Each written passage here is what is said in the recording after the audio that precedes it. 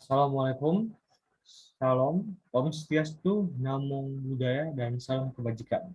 Saya Dio Irawan dan kelompok 3, yaitu kelompok hijau telur asin, akan menjelaskan tentang UPT Perpustakaan Universitas Negeri Jakarta dengan narasumber Dr. Yosa Istiadi MSI sebagai Kepala UPT Perpustakaan Universitas Negeri Jakarta.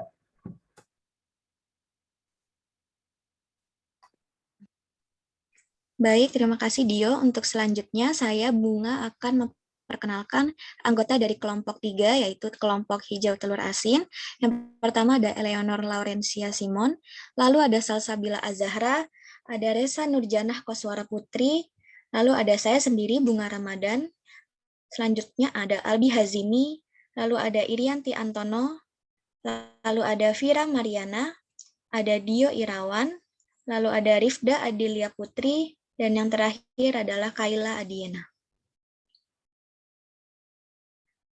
Untuk kelompok kami sendiri memiliki beberapa topik bahasan yang sudah ada di daftar isi sesuai seperti yang sudah terpampang. Yang pertama adalah kelompok kami akan membahas tentang struktur kepengurusan.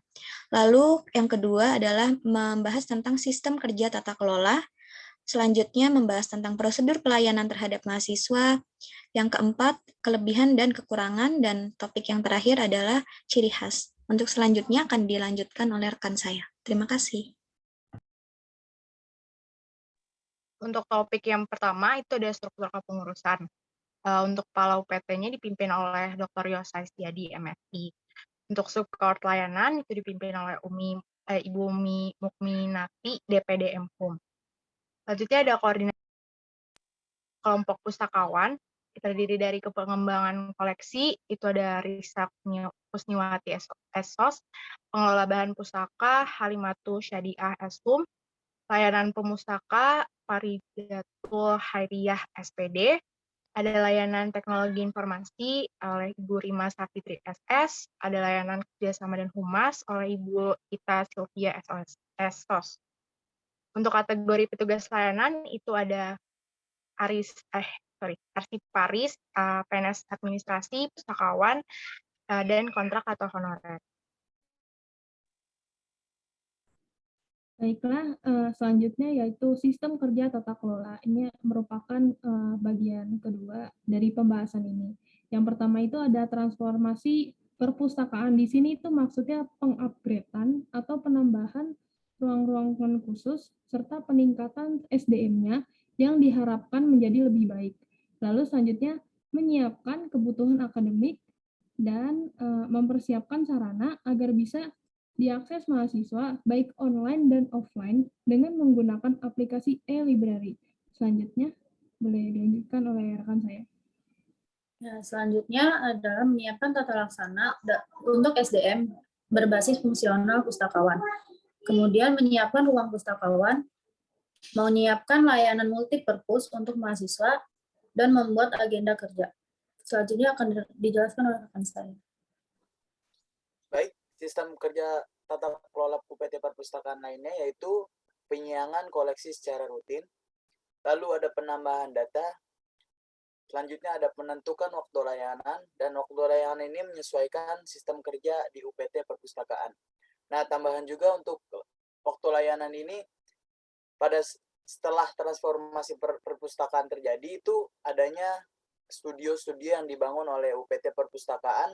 Nah, ada waktu layanan untuk mengunjungi itu, kalau nggak salah sekitar dari pagi sampai jam 8 malam.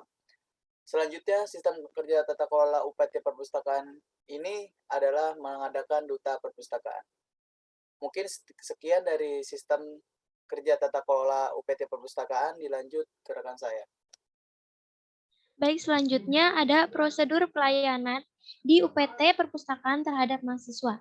Yang pertama yaitu ada ruang studio, yang kedua ada ruang siber, yang ketiga ada layanan untuk corner, dan yang keempat ada aplikasi e-library, di mana di aplikasi e-library ini para mahasiswa dapat meminjam buku tanpa harus mendatangi ke perpustakaan terlebih dahulu.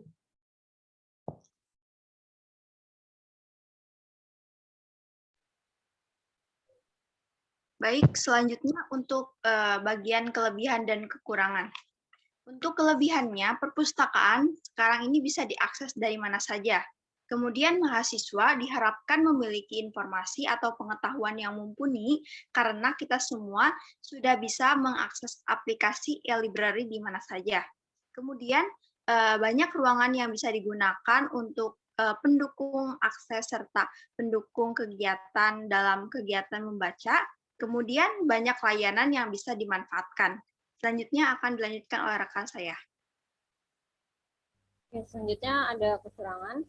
Yang pertama, melek terhadap pengembangan perpustakaan masih lemah, baik dari sisi kebijakan pimpinan maupun dari fakultas dan prodi.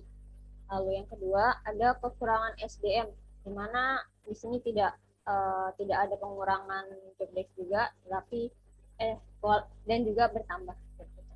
Selanjutnya ada pendanaan perpustakaan paling kecil. Dan yang terakhir, buku berbasis digital menjadi kelemahan bagi mahasiswa. Walaupun sudah ada e-library yang sangat mudah untuk diakses, tetapi yang menjadi kelemahan di sini adalah karena mahasiswa harus terus memegang gadget yang dimana kalau lama-lama akan menjadi tidak enak juga. Selanjutnya akan dilakukan oleh Kak saya. Ya baik, yang terakhir ada ciri khas. Ciri khas dari PT Perpustakaan ini adalah bisa menggunakan aplikasi e-library yang dapat didapatkan melalui Play Store dan mendaftar menggunakan email pribadi. Yang kedua, menggunakan mobile apps Go. Sekian presentasi kelompok 3 terkait UPT Perpustakaan. Kurang lebihnya kami mohon maaf. Terima kasih. Wassalamualaikum warahmatullahi wabarakatuh.